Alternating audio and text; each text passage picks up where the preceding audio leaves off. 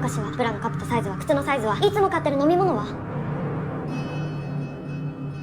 ねえ、答えられないの？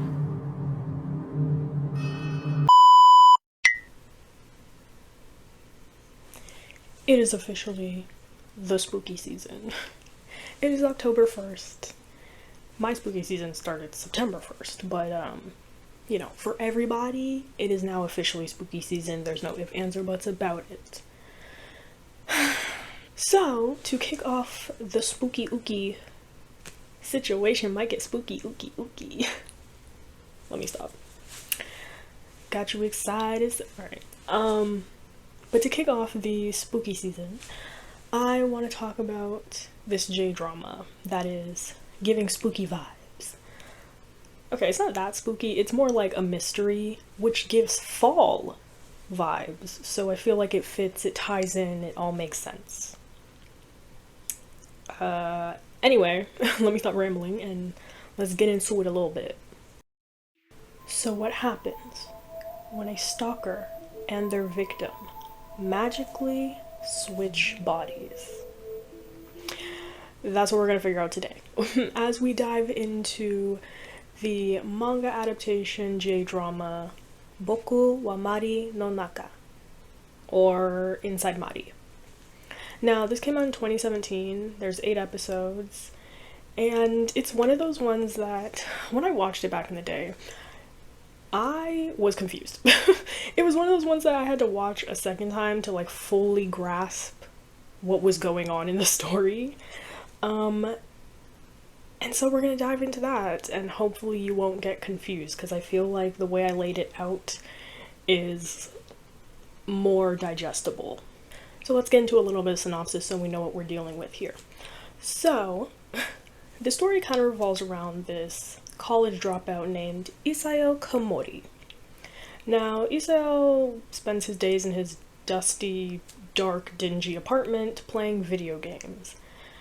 However, at night, he goes to the convenience store in the hopes of getting a glimpse of the convenience store angel Mari. However, everything changes when one morning Isseo wakes up in Mari's body. Ooh, doesn't that sound exciting? Isn't that fun? Okay. So, let's find out where the story takes us.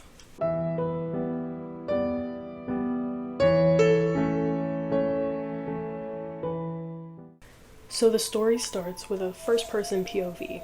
It's a male voiceover, and he's confused. He has no clue where he is. He's in an unfamiliar setting. He doesn't know what's going on. But he sees a mirror in the corner and decides to crawl over, and as he looks in the mirror, staring back at him is the convenience store angel Mari. Then we get kind of like a flashback / we get to know Isseo Komori a little bit. So Isseo moved to Tokyo from like a small farming town for university. Now, at first he was excited, very excited. He was thinking, I'm gonna make friends, I'm gonna get a girlfriend, I'm gonna go to parties, like, it's gonna be a vibe. Now, he's incredibly awkward and kind of like a loner. So as you can imagine, him making friends, getting a girlfriend does not happen, which kind of puts him into like a little bit of a spiral. He gets kind of depressed, and after a few months of university, he ends up dropping out. Thus, he spends his days at home playing video games, rotting in his apartment, basically. But the few moments of joy that he gets in life is when he goes to the convenience store every night, waiting around to see the convenience store angel.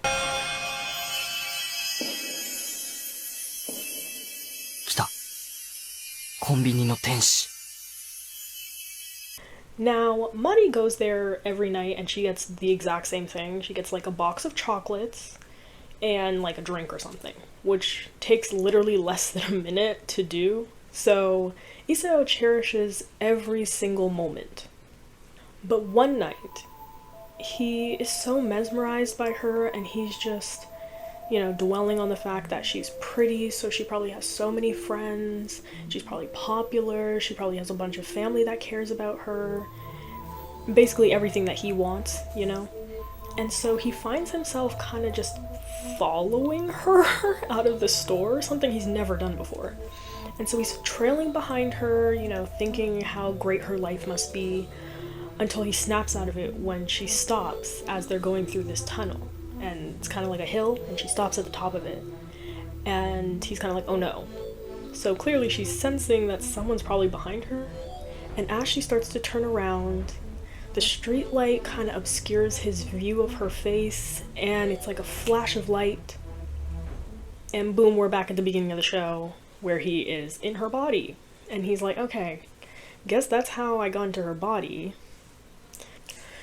Now, after he comes to the conclusion that that flash of light and him following her last night probably ended him up in her body, he then is like, alright, well, I guess I have to go throughout her day. So he goes downstairs and meets her whole family. She has a younger brother and then her two parents. Now, he's acting incredibly weird, and nobody is noticing. Like, no one's really like, Mari, like, you're acting so strange today. No one. They're just kind of like, and like brush it off. Then he goes to school. I don't know why he goes to her school and like is just like living her normal day. I have no clue why he does this. But anyway, he goes to school and he meets her friends, who also don't realize how strange she's acting. Like, they have no clue. They're just like, oh, whatever. But one student notices how odd Mari is. That student is Yori. So Yori corners him in the bathroom and is like, who are you? And Isayo is taken aback because no one has questioned him all day long so far. So he's kind of like, oh, what? What do you mean? And she's like, you're not Mari. Mari would never use the word kawaii. Apparently Mari has never used this word before. And Isayo used it earlier when he was talking to Mari's friends. So Yori's like, so who are you? Because you're not Mari. And because Isayo has no balls, he breaks immediately and is just like, okay, yeah, I'm not Mari, my name is Isayo Komori, and I don't really know how I ended up in her body, but I'm in her body and I don't know where she is, so yeah. And Yori actually believes him right away because she realizes that this guy is acting, you know, that Mari is acting very strange, right? And she's like, cool, we gotta go find her because I don't want you inhabiting her body. Now, Yori is very... You can tell that she kind of is obsessed with Mari, because clearly she's not one of Mari's friends, since Mari clearly has a tight-knit friend group that we already met, and she's not a part of it. She's clearly one of those types that, like, watches from a distance. So after school, Yori and Isayo go to his apartment. Something that he should have done much earlier on instead of just living Mari's life for the day. But anyway, they go to his apartment and they meet Isayo's body. And they're like, oh my god, perfect, easy, boom, found her. So they walk over and they're like, hey, Mari, like, hi, it's me, it's you, it's us. And Isayo's body is like, why are there two high school girls standing in front of my door? I'm not trying to catch a case, and you guys are the case. Like, what is happening? And they're like, we switched bodies, like, you want to figure this out together? And he's just like, I have no clue what you're talking about, get away from my door. And so, of course, Yori and Isayo are both very confused. So they end up going back to Mari's house to try and look for some clues as to what might be going on here. Before I continue, to keep things less confusing, the Isayo Komori that is in Mari's body, we will just be calling Isayo. And then the Komori in the original body of Komori, we will be calling Komori. Alright, so we have Isayo, who's in Mari's body, and then Komori, who's in his original body. So that we don't get them too confused. Alright. Anyway, so they go back to Mari's house to look for clues. And they dig through her closet.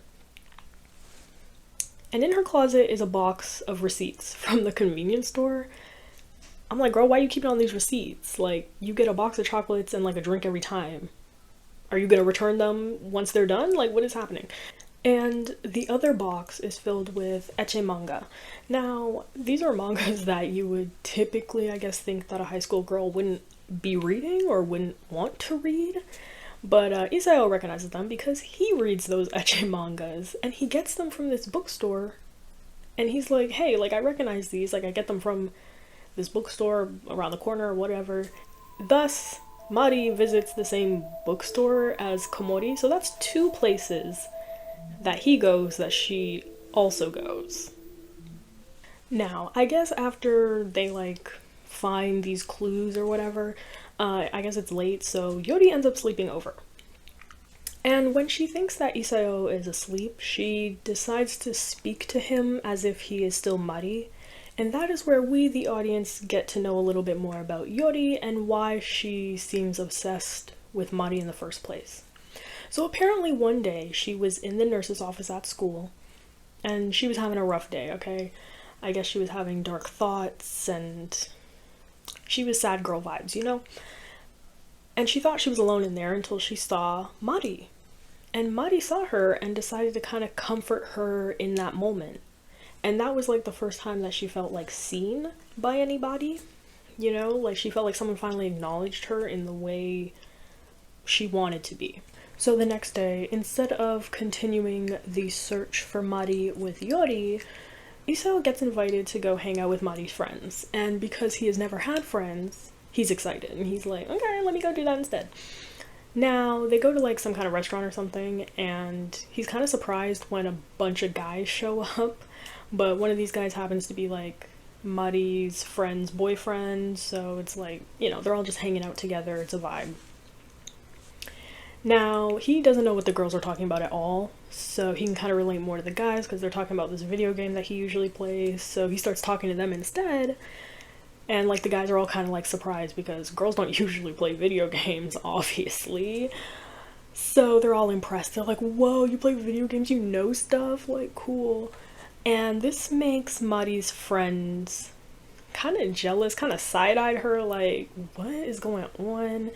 Especially the friend with the boyfriend. Now, Isao actually has a lot of fun because they hang out, they go to karaoke, but that doesn't last long because Mari's friends confront her and get mad at her for like flirting with the guys. And of course Yori's pissed off at her for not coming to help her find Mari after school and like not taking it seriously. And then to top it all off, he experiences a menstrual cycle for the first time and he literally thinks he's dying. Which again, Isao is like in his early 20s and I'm like, I know you must know something about this. Like they taught you this stuff in school, surely. But anyway. Overwhelmed, he kind of comes back to reality a little bit and is like realizing again like, oh yeah, I'm not in my own body, I'm in somebody else's living her life and I don't understand any of it. So Isao goes to Komori's apartment where he finds Yori spying on him through a window. And he goes over to her and he apologizes for not taking things seriously like he should have, and you know, that he will take things more seriously from now on. So they make up. And after they make up, Yori shows him this empty box of chocolates that has like a little doodle on it or whatever, and it's clearly a doodle that Mari had drawn, and she found it outside of like Komori's window where they're standing spying on him. Which means Mari was stalking him. Mari was stalking him! If she's like dropping boxes of empty chocolate like on the ground right outside his window. Now, this drawing doesn't just prove that she was spying on him. It also proves that she envied his life because of how simple it was. I mean, he doesn't really do anything except for play video games and go to the convenience store to see her. That's about it. So, because this proves that she envied Isao's life, the two are thinking, okay, so Mari is in Komori's body, but she's just pretending that she's not because she wanted to live his life anyway. So what do? They burst into Komori's apartment using the spare key that he hides like in the umbrella outside his door. So obviously he's gooped and gagged. He's shocked. He's like, how'd y'all get in here? Anyway, they show him the little doodle on the box of chocolates and they're like, you see this? You remember? And he's just like, I don't know what I'm being interrogated about. Like, I don't know what's going on. I don't know what you guys are talking about. And of course, he seems very genuine when he's saying this. So the two are looking at each other like, what's going on? It genuinely seems like Komori is not Mari, or if he is Mari, he doesn't remember that he's Mari. Confusing, I know. Now, because it seems like Komori, if Komori is Mari, doesn't remember switching bodies, thus does not remember that she is Mari, Yuri concludes that that seems unlikely, and what seems more likely is that Isayo has two strings of consciousness. Now, stick with me. So you have Isayo, who's in Mari's body and remembers Mari, remembers going to the convenience store to see her and stalking her that night, which is when they switched, right? And then Komori, who has no clue about any of this, doesn't remember Mari at all, thus I guess he also doesn't remember going to the convenience store to see her and things like that. So basically his consciousness split in two.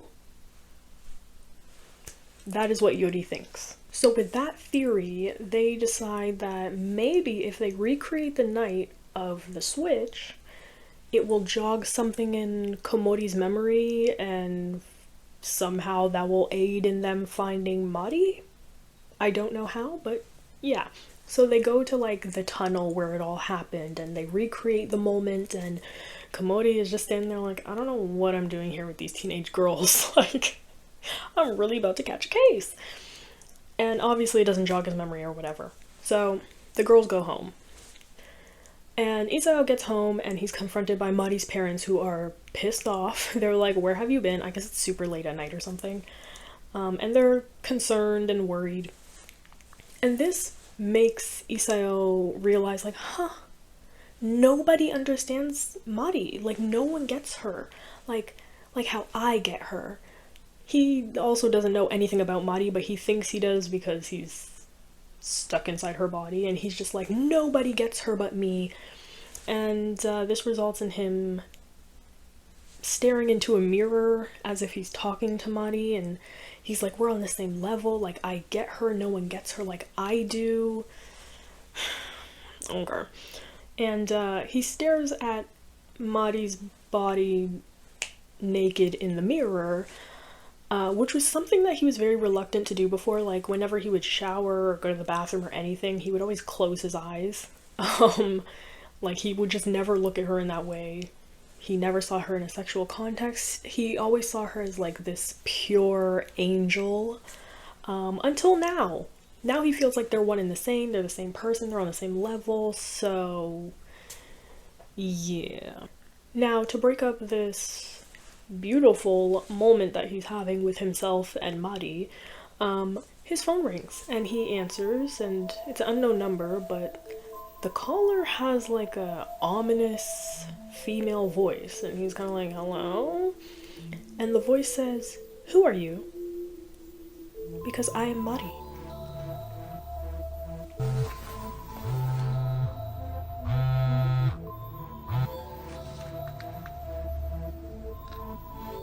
Moshi. もしもし。誰ですか？ヨリさん？あなた誰？私マリだけど。Excuse me, what? Mari is calling from the abyss now? Okay. At school, Isayo tells Yori about the phone call that he got from Mari, which is super exciting for her because she's like, okay, well, Mari must be somewhere if she got cell service, you know what I'm saying? So they're planning to look for more clues or something after school. But they have to stop by Yori's place first. So this is the first time we're getting a glimpse into Yori's personal life. And Yori tells Isayo to wait outside, like, on the sidewalk. But he don't listen, and he basically just, like, follows her into her apartment. And we meet, Yori's older sister, who happens to have the same name as Mari.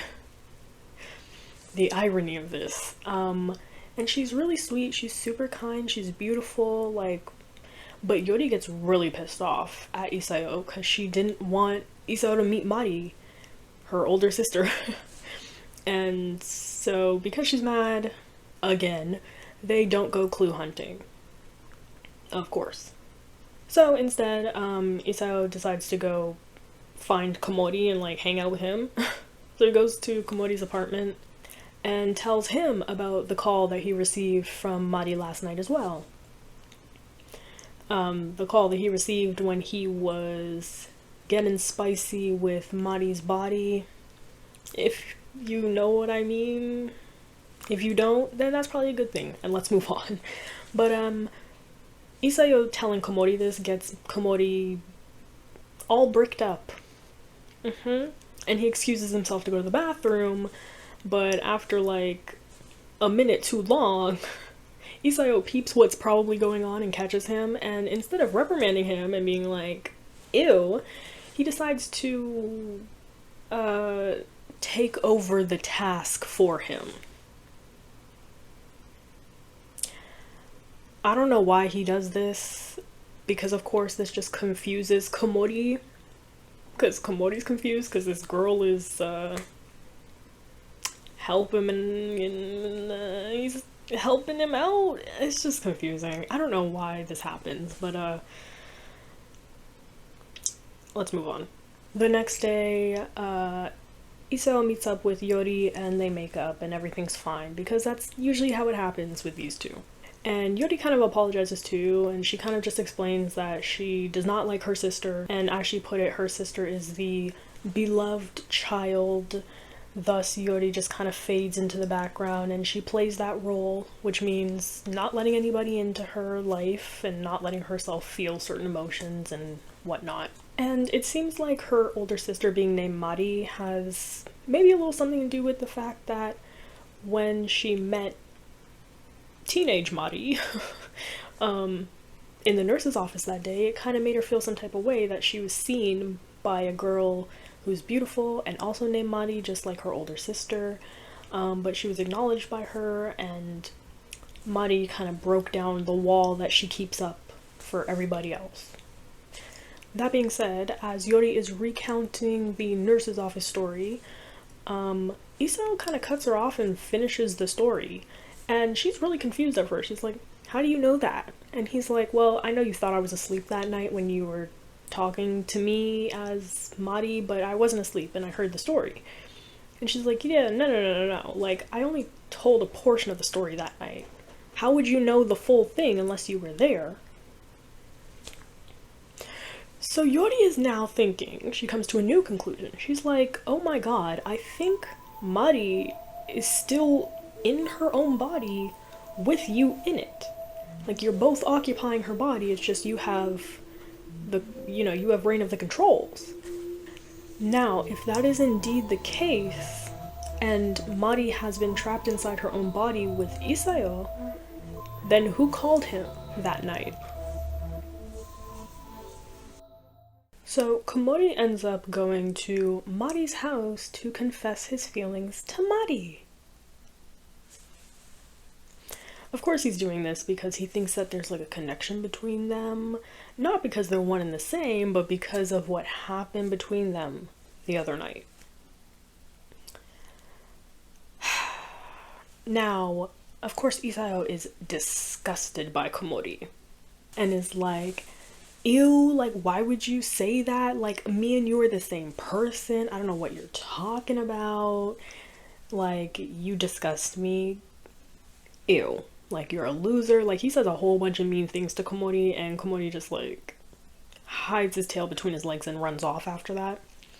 And Isao basically realizes how much he hates his old self, since it's kind of implied that Komori is like the old version of him, and Isao, who's stuck in Mari's body, has been learning things over the past week, and so he's now better than Komori. With the new developments that Yori comes up with, you know, Mari being stuck inside her own body with Isao, Yori starts acting like much nicer to Isao than what she typically does, and it's not because she now likes him more, it's because she, you know, thinks that just because Mari can't have control over her own body right now doesn't mean that she's not in there and can't hear what's going on and stuff. So she's basically treating Isao like he doesn't even exist, like it's just Mari who exists. Anyway, and so they're hanging out, they're having a good time. Isao kind of likes that Yori's being nicer to him than what she typically is. So while the two are hanging out, they're like karaoke or something, Isao gets another phone call from Mari, supposedly. And he answers and, you know, puts it on speaker this time because it's both of them. And what great revelation does Mari have for them both? Well, Mari says that Isao really needs to take care of Komori because otherwise he will change. Basically that he's going through a dark time already, and so you should be nice to him and take care of him. Otherwise he's gonna turn to like a bad person or might do something to himself, you know what I'm saying? And this worries Mari, and she wants to make sure that he's okay, so Isao better be sure to take care of him. Now, so after this phone call with Mari, Isao and Yori, they like run over to Komori's house. Now, not because they think that Komori is going to hurt himself or something like that, but because Isao has figured out what is going on.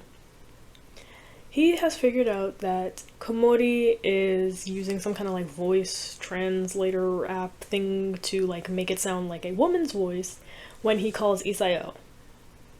He's been making the phone calls, which makes sense because if you remember, the first phone call came the same night that they confronted Isao and were like, hey, you want to help us find Mari? And they like did the whole tunnel thing again, like trying to recreate it. And that was the same night that he got the first phone call.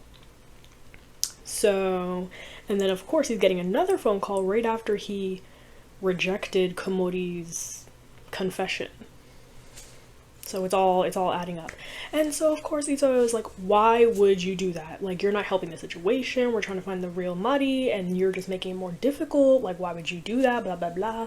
And his reasoning is simply that I like you and I want to like hang out with you and stuff, and we clearly have something going on because why else would you have got me off the other night? And Yori has never heard of this, okay? This is the first Yori is hearing of any kind of activities of the sort. And Yori is like absolutely disgusted.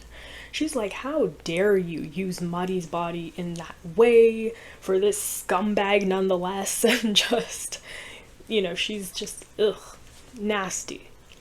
And she's mad at Isao again, of course. And Isao is like, it's like, his whole reasoning is like, you know what, you don't get it, like, you think Mari is absolutely perfect and she's not, and blah blah blah blah blah, which I'm like, that has nothing to do with anything, because you are inhabiting her body right now, and you're the one who has control over it, so what you do has nothing to do with her.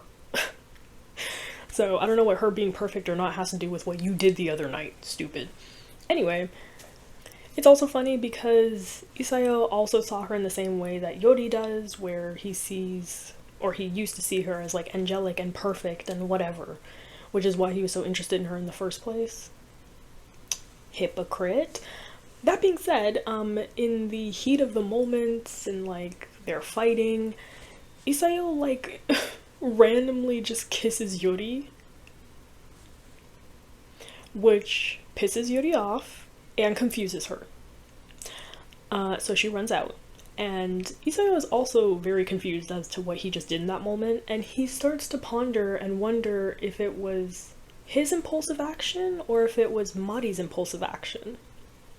Because again, the theory is that Mari is living inside her own body with Isayo. So because Isayo feels close to Mari now and whatnot, he decides to like go through her photo album and like look at pictures of her and her family and whatever. And he sees this one photo that ends up triggering one of Mari's memories briefly. And, you know, he sees this old woman talking to a little girl. Well, it's like, you know, first person POV, but calling this little girl Fumiko. And he's kind of like, that was weird. But he decides to ask Mari's mom about it and be like, hey, so like, who's Fumiko? And the mom's just like, I don't know who that is. I don't know what you're talking about. And so he kind of just drops it for the time being and like moves on. So of course he has to tell Yori about the memory that he had. But first they have to make up, of course. So they make up and Isao actually tells her that he has feelings for her. I say it like that because I don't really think he has feelings for her. I think what it is that he has never had a friend and now he has a friend. And I think that's really all it is. So I think he's just having a hard time separating friendship and romance, you know? But whatever. That doesn't really matter. Also, she doesn't really say anything when he confesses his feelings to her. He's kind of just like, look, I like you. I'm Isayo. I'm not Komori, and I'm not Mari. So Komori tells her about the memory of the old woman and blah, blah, blah. And so Yori, of course, being the smart girl, she's like, okay, well, maybe if we go to the location that the memory took place, then it will jog something and you'll remember the full thing or whatnot. So the memory takes place at this amusement park on the Ferris wheel. So they go to the amusement park and they go on the Ferris wheel, and it actually does trigger the memory, and Isayo gets to see the full thing, which we also get to see. Flashback time. The old woman is Mari's grandmother, and she's talking to a younger version of Mari, but she's calling her Fumiko. Then we flash to Mari's mother yelling at Mari's dad about how it's just not fair, and it's not fair that your mom, you know, is taking my daughter away from me. Like, you know, she takes her on all these little adventures. She even got to name her, and it's just not fair. So Mari's grandmother named her Fumiko. And then we flash to the day of the grandmother's funeral. They're in like black funeral clothes and everything, and Mari's mom looks unhinged. This woman has a couple screws loose because it's literally the day of her grandmother's funeral, and she's like, Mari, or Fumiko, she's like, Fumiko, now that grandma's gone, your name is going to be Mari. Mind you, Mari is maybe like 4 years old. You're changing a 4-year-old's name. Alright. So what we get from this is that Mari's original name was Fumiko until she was about 4 years old, and her mom changed it because she didn't like the name Fumiko, and she didn't like that the grandmother named her and all of that. She wanted her daughter back, basically. Now, this memory being triggered makes Isayo revert back into Mari's subconscious, where he meets Mari face to face for the first time. But this leaves Mari's body in like a comatose, like shell state. Like, kind of like the lights are on but nobody's home. So Yori is a little bit worried because it's been about 2-ish days since Mari's body went into like a shell like state again. Lights are on but nobody's home. And she's kind of just like, okay, I don't know what to do. So she kind of goes to find Komori. And Komori is doing, well, better than he was. He has a job at the little convenience store that he's always visiting. He's not very good at his job, but, you know, he's basically trying to turn his life around because after Isayo rejected him and yelled at him, calling him disgusting and pathetic and all these other names, I guess it finally struck a chord and he decided to turn things around, so to speak. When she tells Komori about the newest updates in the Where is Mari case, he's kind of just like over it. He's like, oh my god, you're still on this? And she's like, what do you mean?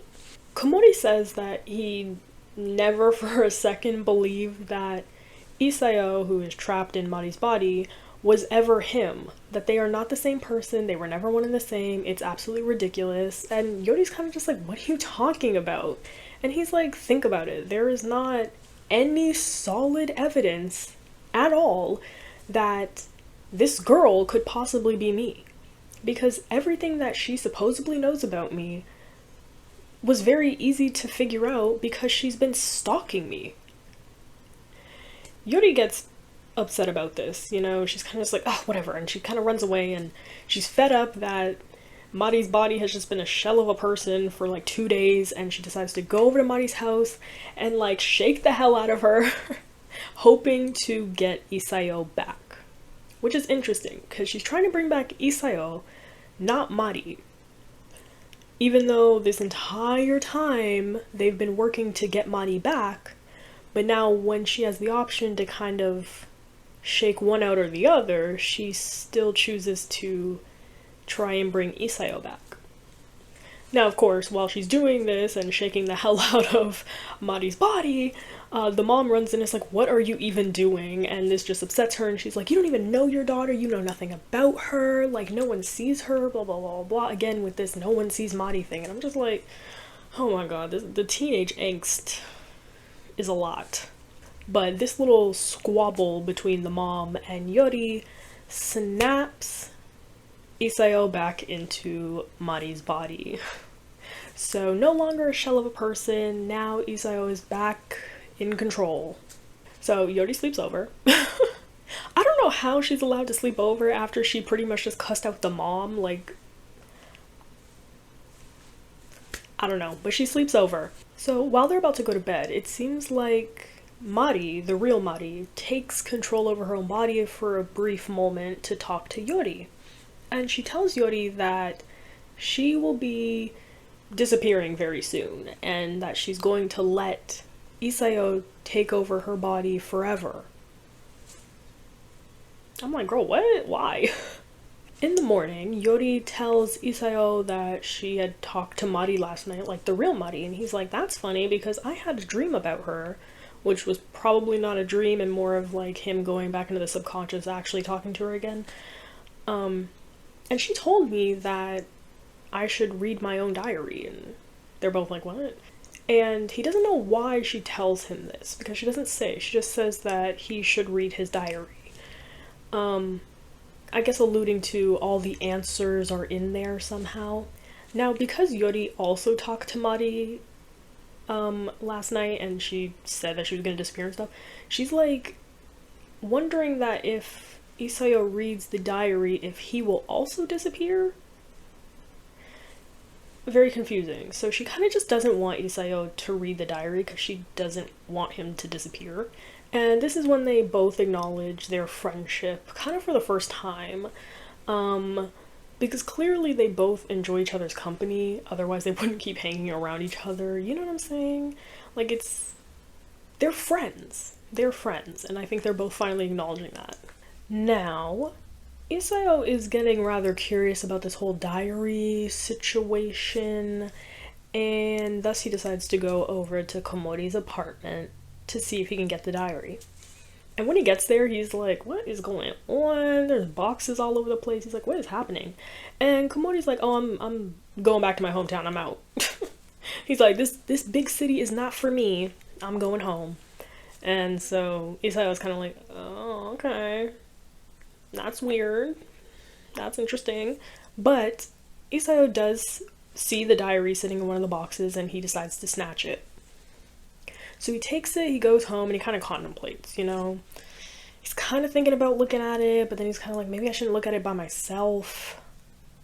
So he decides to ask Yori to go with him to visit Komori in his hometown.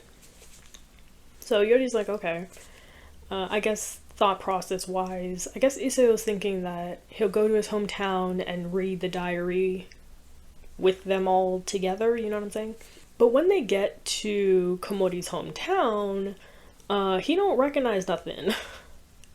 Like, he's looking around like, this is not giving familiarity. You know, he literally almost walks past his own house. And Komori has to be like, oh, it's here. And Isayo's like, oh, okay. And then even when they meet Komori's mother, you know, he doesn't recognize her. Isayo doesn't recognize her. He's kind of just like, oh, hi, whatever. It's very awkward. They go into Komori's bedroom and again doesn't recognize anything. So he tells Yori that he wants to read the diary. He wants to remember and see what's in it since he doesn't. So he opens it up and we get the monologue from the beginning of the show, Komori's monologue. But instead of it being his POV, we see it from Mari's POV. And we see her stalking Komori. Mari follows him to his apartment and waits for him to leave, and when he leaves, she takes the spare key from the umbrella, unlocks the door, goes in, and his diary is just waiting on the table for her to read it. And so she starts flipping through it, reading all about his life, which is why she knows so much about him, because she read his diary. Then we flash to the tunnel scene when Komori was following Mari that day after the convenience store, but instead of Komori following Mari, it's Mari following him.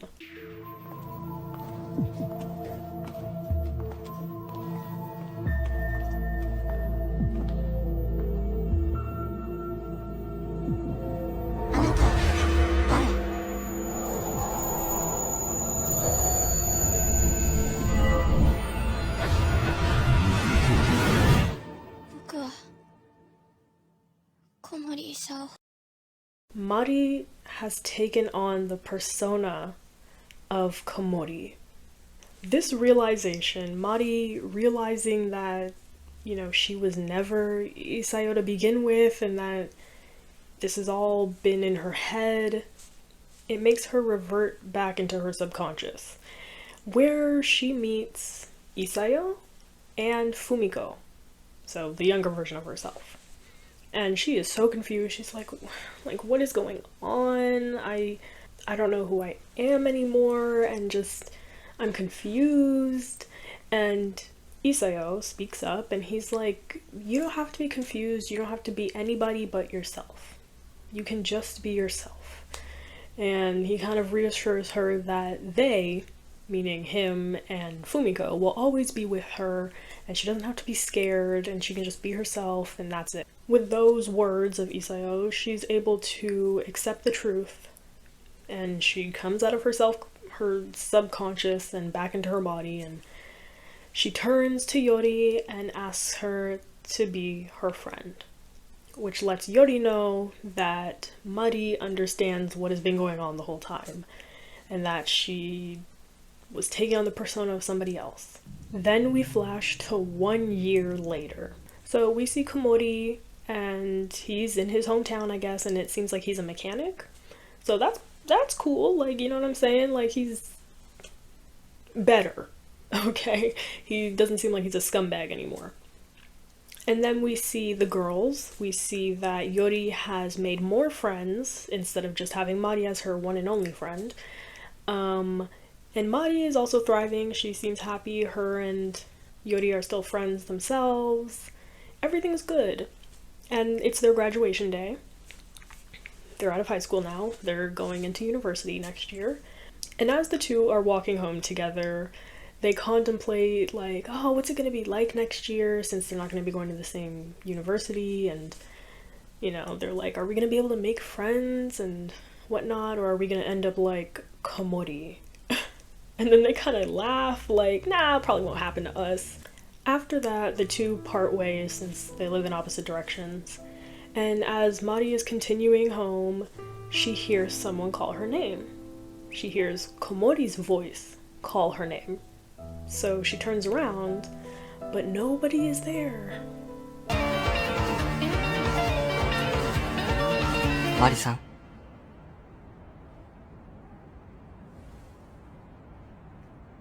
She turns back around, smiles, and continues on her way home.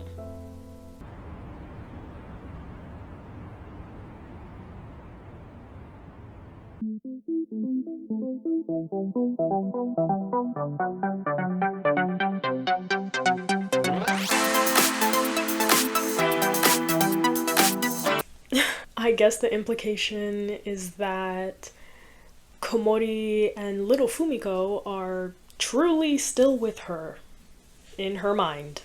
I don't know if that's supposed to be a good thing or a bad thing, honestly. I don't know. But that's the ending. So let's clarify some things, shall we? Alright, so Mari's mom changed her name from Fumiko to Mari after Mari's grandmother died. Why did she do this? Well, because she was jealous of the relationship that Mari had with her grandmother versus with her own mother. She felt like her daughter was never really hers because she didn't get to name her, she didn't get to hang out with her as much as what the grandmother did, and it just felt unfair to her. So by changing her name, she was probably hoping to maybe sweep the memories that Mari had with her grandmother when she was Fumiko, which is why the mom denies knowing who Fumiko is. Now this obviously leads to an identity crisis that she has, where she's constantly code switching, which is why she feels like no one knows who she is and no one understands her. This ultimately leads to her desiring to live Komori's very simple life where he doesn't have responsibilities, no one expects anything from him, and she wants that. This obviously leads to a mental break where she now desires to live a simple, easy life like Komori, which is why she ends up taking on his persona and believing that she is him trapped in some girl's body, and she literally goes on a journey to find herself. That all being said, final thoughts. So Mari's mom should have gotten this girl mental help when she said that she's not Mari and that she's someone named Komori. She literally says that out loud at one point, and her mom probably should have gotten her some help from that point on, but she doesn't. The next point where she probably should have got her daughter some help is when she was in a shell-like state for 2 days, just laying in bed, lifeless. Probably should have done something about that then. And Mari is clearly not better, so to speak, if she's still hearing Komori's voice in her head. So, to me, that tells me that she could very well revert back to a state like this, where she takes on another persona somehow in the future, because clearly she has not gotten the help that she needs. Now that everything is said and done, the adaptation is actually pretty good. Like, it matches up really well to the manga. I didn't read the full manga, I kind of just like skimmed through it because I was curious. And everything seems on point to me, from like the casting to the locations. That was surprising. Like, I'm talking like every location is like pretty spot on to the manga.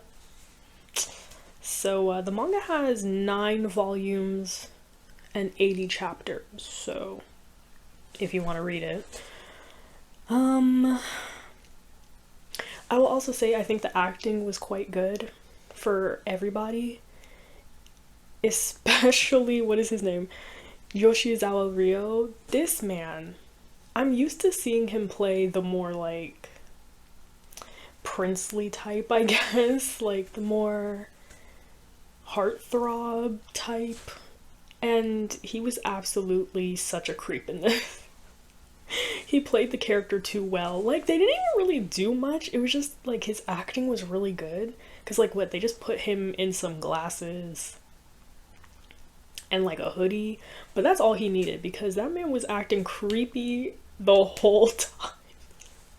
Like, he comes on screen and you just immediately feel so uncomfortable. You're just like, ugh, like, he made my skin crawl the whole time.